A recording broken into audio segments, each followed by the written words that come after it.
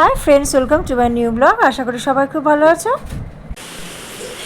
দেখো এখানে কাতলা মাছ আছে, এই যে কাতলা মাছ এরকমভাবে পিস করা হয়েছে।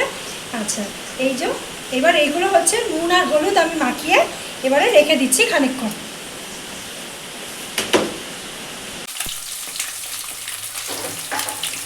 দেখো ওই যে দেখালাম মাছগুলো ভেজে নিয়েছি।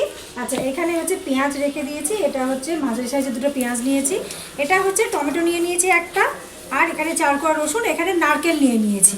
আচ্ছা, পেঁয়াজ আর নারকেল একসঙ্গে বাটবো, রসুন আর টমেটোটা একসাথে বাটবো।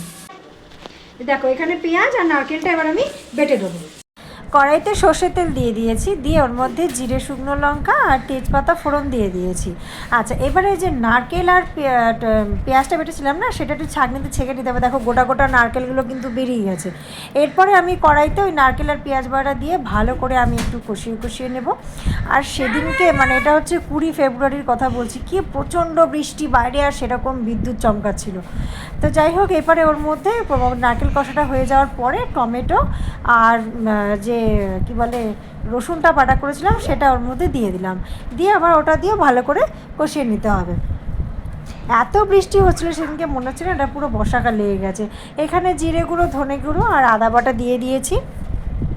দিয়ে এবার ওই মশলাটা যখন একটু কাঁচা গন্ধ মানে চলে যাবে, তখন ওই গুঁড়ো মশলাগুলো দিয়ে দিতে হবে, দিয়ে আবার ভালো করে কষতে হবে। কষে টষে যখন কষা হয়ে যাবে, তখন আবার ওর মধ্যে কয়েকটা কাঁচা লঙ্কা আমি মাঝখান থেকে চিড়ে নিয়ে দিয়ে দেবো। সে কাঁচা লঙ্কার সাথেও মশলাটা ভালো করে কষিয়ে নিতে হবে। তো হঠাৎ করে এত মেঘ মানে করে এসছে কালো কালো, আমি না ভাবছি যে বাবা, হয় না অনেক সময় যে মেঘ পড়েছে আবার কেটেও যায়, ঝড়ফড় উঠবে হয়তো। তা দেখলাম যে কোনো ঝড়ফড়টা বাড়েনি, প্রচণ্ড বৃষ্টি শুরু হয়ে গেল। তো যাই, তারপরে ওর মধ্যে জল দিয়ে দিলাম, জল দিয়ে ভালো করে গ্রেভিটা ফুটতে দেবো। এর মধ্যে আরেকটু জল দেবো, দিয়ে গ্রেভিটাকে একটু ফুটতে দেবো। সব ভালো করে মিশিয়ে নিয়ে গ্রেভিটা ওর মধ্যে একটু ফুটতে দিয়ে দেবো। ঝোলটা ফুটছে, এবারে ওর মধ্যে আমি এক এক করে মাছগুলো দিয়ে দেবো। তো মাছগুলো আমি বেশি ভাজিনি, হালকা করেই ভেজেছি। এই অবস্থায় মাছগুলোকে আমি এবার দিয়ে দেবো, দিয়ে খানিকক্ষণ আমি ফুটতে দেবো। তো এইরকম ওয়েদার না, সত্যি কথা বলতে আমি এই বছর প্রথম দেখলাম। যে সত্যি কথা দেখো, মানে জানি না কোথায় কীরকম ঠান্ডা পড়েছে, কিন্তু আমাদের কলকাতাতে বিশেষ এবারে ঠান্ডা পড়লই না। আর এরকম হঠাৎ করে মাঘ মাসে কিন্তু বেশ মতন মানে গরম পড়ে গেল। তো এইবারে আমি ওর মধ্যে দেখো মাছগুলো দিয়ে ফুটছিল, এবার আমি খানিকক্ষণ পরে আমি এবার নুন দিয়ে দিলাম, পরিমাণ মতন নুনটা দিয়ে দেবো। দিয়ে এবার খানিকক্ষণ মানে নুনটা দেওয়ার পরেও আবার খানিকক্ষণ ফুটতে দেবো।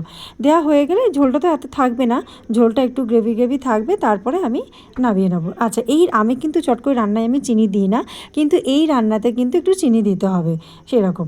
তো ঝোলটা দেখো গ্রেভিটা অনেকটা কমে এসেছে। এরপরে আমি নামানোর আগে গরম মশলা আর ঘি, আর ঘিটা দেওয়ার সময় আমি চামচটা খুঁজে পাচ্ছিলাম না, সেই জন্য আমি মানে তাড়াহুড়ো করে ওই হাত দিয়ে আমি ঘিটা দিয়ে দিয়েছি। তো গরম মশলা আর ঘি দিয়ে এবারে মাছটা আমি নামিয়ে নেবো। কেমন লাগলো রান্নাটা অবশ্যই আমাকে কমেন্ট করে জানাবে। তো আজকের মতন টাটা বাই বাই, আবার আসবো নতুন কোনো ভিডিও নিয়ে।